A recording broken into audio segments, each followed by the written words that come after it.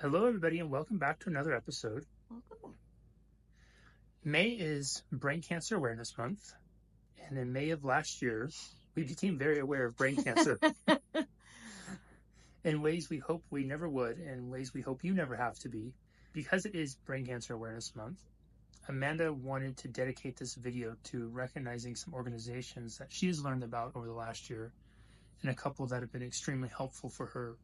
They're people and run by people who have been on a journey similar to ours much longer, and they're doing incredible work out there in raising awareness and helping get funds to areas of greatest needs. Yes. Okay, so one of the first people that I looked towards was a guy. He has an organization called Ahead of the Game. His name's David. He is I believe now almost an 11-year survivor of glioblastoma. There is someone, the Outlier Fund. Harry and his wife has an organization.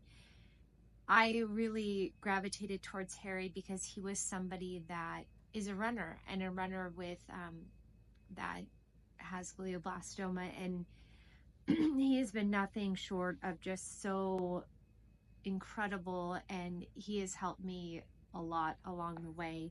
The next one is Cancer Commons, and then the Brain Tumor Network, and Rune.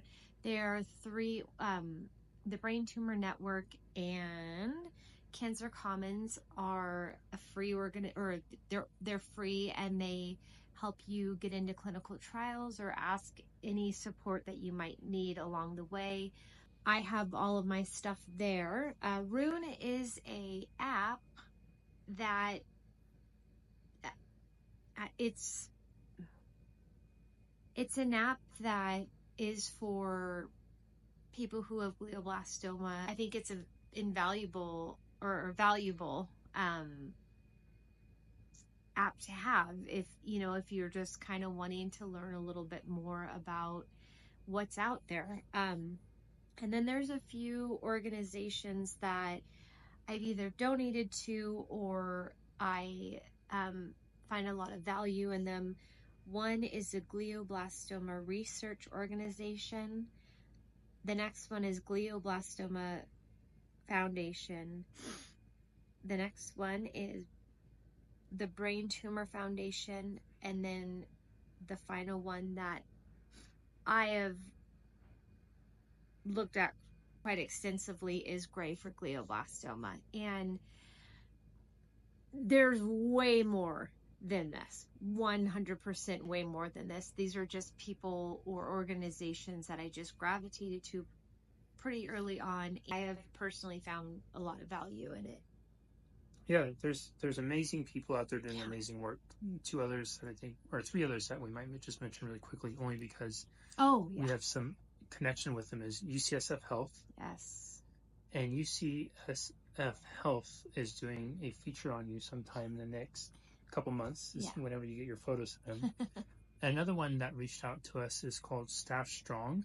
They're also going to be doing a feature on Amanda, I think sometime this month, for brain cancer awareness. And they're an organization that's, I think, has given out over $5 million in donations to different research and grants out there.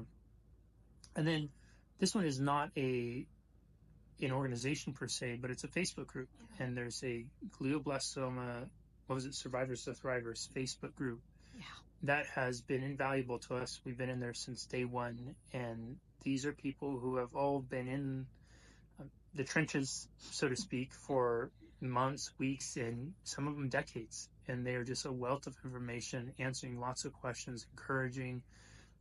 If somebody ever has a question, it's not uncommon to get 20 people to respond right away. It really does.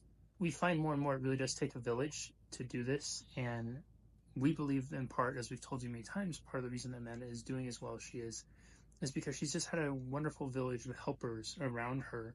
And also people who have, as we talked before, one of the things you want to do in any sort of journey is find your Roger Bannister, people who have accomplished the impossible, people who are doing what you want to do, and see if you can learn from them. And many of these people and organizations Amanda named off are people who are doing exactly that. So these are just some of the things that we've learned about. What we'd love to do is, if you have, because it is Brain Cancer Awareness Month, and because the theme of this is that, if you know of other organizations that deserve to be recognized, or you've had personal experience with them, please tag them in the comments. Tag them in the comments. Maybe include a little synopsis of if you had a personal experience with them or why you'd recommend them. Many of these organizations are small and entering into an era of uncertainty, at least here in the U.S., with federal funding getting supposedly reduced, if not cut altogether in some research areas. It's going to be more and more imperative that these smaller organizations get the love and support and recognition that they so deserve. And another thing is glioblastoma accounts for 1.5% of all cancers. So it is an extremely rare disease, and the funding is small, very small. And so that's a statistic that I don't know if a lot of people know about, but it's a very rare disease. And even with the rarity, there are, like Jesse had just said, so many organizations who are kind of bridging the gap of for help. Yeah.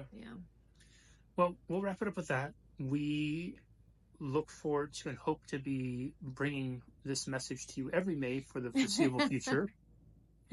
And we look forward to, on that journey, we look forward to watching the funding, the understanding, and the treatment advance in glioblastoma. And we hope to one day, in a May not too far from now, be sitting here with all of you saying there's solutions, there's cures, and that people who get a diagnosis as scary as Amanda's, it one day is not quite as scary because there's a clear-cut solution about how to do it. And it's going to come from organizations like these that we mentioned and many others spearheading the effort to do that. Yeah. All right, everybody, we love and appreciate you. We will see you back again soon.